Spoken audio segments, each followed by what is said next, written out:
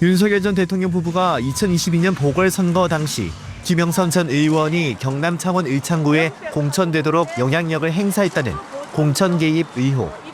김영선이 좀 해줘라 그랬는데 말이 많네. 당에서 내가 상현이한테 내가 한 번 더 얘기를 할게. 걔가 공관위원장이니까.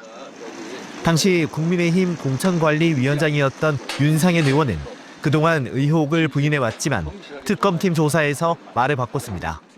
윤 의원은 대통령 당선인 비서실장이었던 고 장제원 전 의원으로부터 김영선 공천해달라, 당선인 뜻이라는 취지의 연락을 받았다고 진술했습니다. 하루 또는 이틀 뒤엔 윤 전 대통령으로부터 장제원 전화 받았냐는 확인 전화도 받았다고 말했습니다. 다만 이 요청을 공관위에 전하지는 않았다며 업무방해 혐의를 부인했습니다. 이 진술을 확보한 특검팀은 이준석 개혁신당 대표 자택과 사무실 등을 압수수색했습니다. 이 대표 역시 보궐선거 공천을 방해한 혐의를 받는 피의자 신문입니다. 이 대표는 압수수색 시기가 공교롭다며 특검을 향해 오해 살리를 안 했으면 좋겠다고 말했습니다. 윤 전 대통령이 이렇게 김영선 전 의원을 밀어준 이유는 정치 브로커 명태균 씨로부터 대선 여론조사를 공짜로 받은 대가, 즉 뇌물이라는 게 특검 판단입니다. 특검팀은 오늘 윤 전 대통령의 출석을 통보했지만 이번에도 나오지 않을 것으로 보입니다. KBS 뉴스 이형관입니다.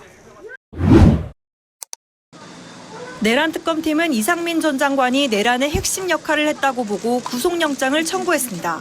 앞서 이 전 장관은 지난해 12월 3일 비상계엄 선포 직전 열린 국무회의에서 우려를 표명했다고 밝혔습니다.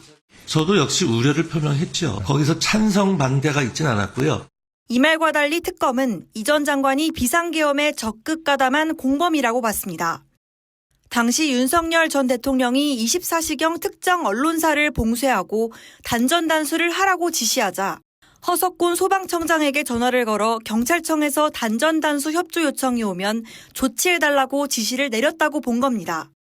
특검팀은 이 전 장관에게 내란 중요 임무 종사 혐의를 적용했습니다. 내란 우두머리 다음으로 중형을 받는 죄입니다. 직권남용 혐의도 적용했습니다. 실제로 단전 단수가 이뤄지진 않았지만 부하 직원들이 법적으로 의무가 없는 일을 하게 했다고 본 겁니다. 이와 함께 지난 2월 윤 전 대통령 탄핵 심판 변론 당시 위증했다는 혐의도 포함됐습니다. 행정안전부 장관에게는 소방청장을 지휘하거나 어떤 지시를 할 권한이 전혀 없습니다. 특검팀은 범죄 중대성과 증거인멸 우려, 재범 위험성 등을 고려해 구속영장을 청구했다고 설명했습니다. 구속영장 심사는 오는 31일 오후 2시 서울중앙지법에서 열립니다. KBS 뉴스 한솔입니다. 김건희 여사가 나토 순방 당시 착용한 것과 같은 목걸이를 보관해온 여성. 김 여사 친오빠의 장모 A씨가 특검에 소환됐습니다. 조사 때문에 오신 거예요? 어느 조사 때문에? KBS 취재 결과 특검팀이 들여다보고 있는 건 김 여사의 뇌물 혐의. 당초 김 여사의 순방 목걸이 관련 의혹은 재산 신고를 누락했다는 공직자윤리법 위반 쪽에 무게가 실려 있었지만 특검팀은 이번 압수수색 영장에 뇌물 혐의를 기재한 것으로 확인됐습니다. 김 여사가 성명불상의 누군가로부터 6,200만 원짜리 목걸이를 받아 착용한 뒤 A씨 집에 보관했을 가능성을 높게 보고 있는 겁니다. 이에 수사팀은 A씨 집에 있던 3박스 분량의 다양한 고가품을 압수해 분석하고 있습니다. 김 여사 측은 순방 당시 착용한 장신구들은 해외에서 구매한 모조품이고 A씨 집에서 무슨 고가품이 나왔는지도 알지 못한다는 입장. 하지만 모조품이라도 이 물품을 누군가에게 받았고 대가성이나 직무 관련성이 있다면 뇌물죄로 처벌받을 수 있습니다.